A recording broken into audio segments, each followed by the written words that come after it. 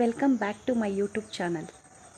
ಕನಸಿನ ಹೊಳೆ ಗುಂಗಿನ ಮಳೆ ಪ್ರಾಣ ಹಿಂಡಿದೆ, ನಿನ ನೆನೆಯುವ ಕೆಲಸವೇ ದಿನ ಸಾಗಿದೆ.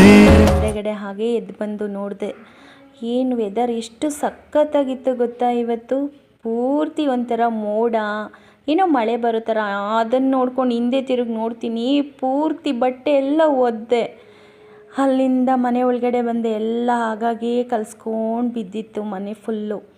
ಅಲ್ಲಿಂದ ವಾಶ್ರೂಮ್ ಬಂದು ನೀರೆಲ್ಲ ಬಕೆಟಲ್ಲಿ ಖಾಲಿಯಾಗಿತ್ತು, ಅದನ್ನೆಲ್ಲ ಆನ್ ಮಾಡಿ, ಮತ್ತೆ ಹಂಡೆಗೂ ನೀರೆಲ್ಲ ಖಾಲಿಯಾಗಿತ್ತು, ಅದನ್ನು ಆನ್ ಮಾಡಿಟ್ಬಿಟ್ಟು ಮತ್ತೆ ಒಳಗಡೆ ಹೋಗೋಣ ಅಂತ ಅಲ್ಲಿಂದ ಹೊರಗಡೆ ಹಾಗೇ ಬಂದು ಒಳಗಡೆ ಬರ್ತೀನಿ. ಎಲ್ಲ ಹಾಗಾಗಿಯೇ ಕಲ್ಸ್ಕೊಂಡು ಬಿದ್ದಿದೆ. ಇವತ್ತೇನು ಮೂಡೇ ಇಲ್ಲ ಕೆಲಸ ಮಾಡೋಕ್ಕೆ, ಸುಮ್ಮನೆ ಹಿಂದೆ ಹೋಗೋದು ಮುಂದೆ ಬರೋದು ಅದೇ ಥರನೇ ಆಗ್ಬಿಟ್ಟೈತೆ. ಬೆಳಿಗ್ಗೆ ಎದ್ದಾಗಿಂದನೂ ಕೆಲಸಗಳೇ ಮುಗಿತಿಲ್ಲ, ಹಿಂದೆ ಹೋಗೋದು ಮುಂದೆ ಬರೋದು, ಹಿಂದೆ ಹೋಗೋದು ಮುಂದೆ ಬರೋದು.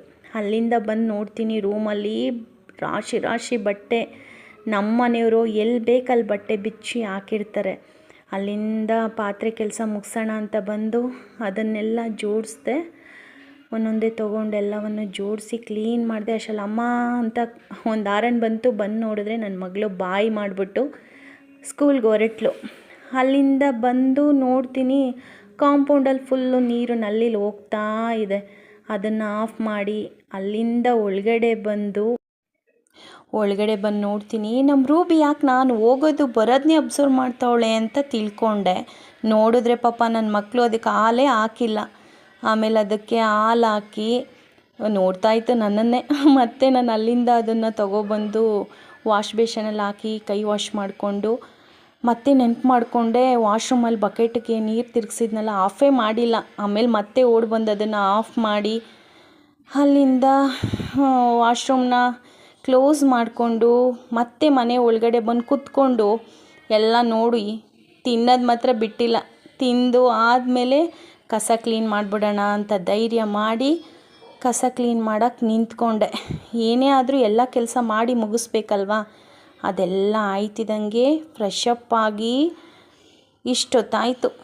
ಮತ್ತು ಪೂಜೆಗೆಲ್ಲ ರೆಡಿ ಮಾಡಿಕೊಂಡು ಪೂಜೆ ಮುಗಿಸಿ ರಾಯರ ಹತ್ರ ಎಲ್ಲವನ್ನು ಒಳ್ಳೆಯದನ್ನೇ ಕೇಳ್ಕೊಂಡಿದ್ದೀನಿ. ಏಕೆಂದರೆ ನಂಗೆ ರಾಯರಂದರೆ ತುಂಬ ಇಷ್ಟ. ಅಲ್ಲಿಂದ ಇಲ್ಲಿ ಮುಂದೆ ಮನೆ ಪೂಜೆ ಎಲ್ಲ ಮುಗೀತು. ಮತ್ತೆ ಹಿಂದೆ ಹೋದೆ. ಇದು ನಮ್ಮ ರಾಯರಿಗೋಸ್ಕರ ಬೆಳೆಸಿರೋ ತುಳಸಿ, ಅದನ್ನೇ ಅವ್ರಿಗೆ ಮುಡಿಸಿ ಇವತ್ತು ಮಧ್ಯಾರಾಧನೆ ಆಗಿರೋದ್ರಿಂದ ಪೂಜೆ ಮಾಡಿಕೊಂಡು ಎಲ್ರಿಗೂ ಒಳ್ಳೆಯದಾಗಲಿ ಅಂತ ಕೇಳಿಕೊಂಡು, ನಮ್ಮ ಮನೆಯವ್ರ ಮಂತ್ರಾಲಯದಿಂದ ತಂದಿದಂಥ ಪ್ರಸಾದ ಇದು. ಅದನ್ನು ನಾನು ತಿಂದು ತುಂಬ ಖುಷಿಯಾಯಿತು.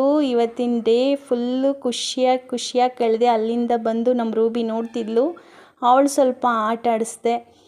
ಇವತ್ತಿನ ಡೇ ಹೀಗಿತ್ತು, ತುಂಬ ಖುಷಿಯಾಯಿತು.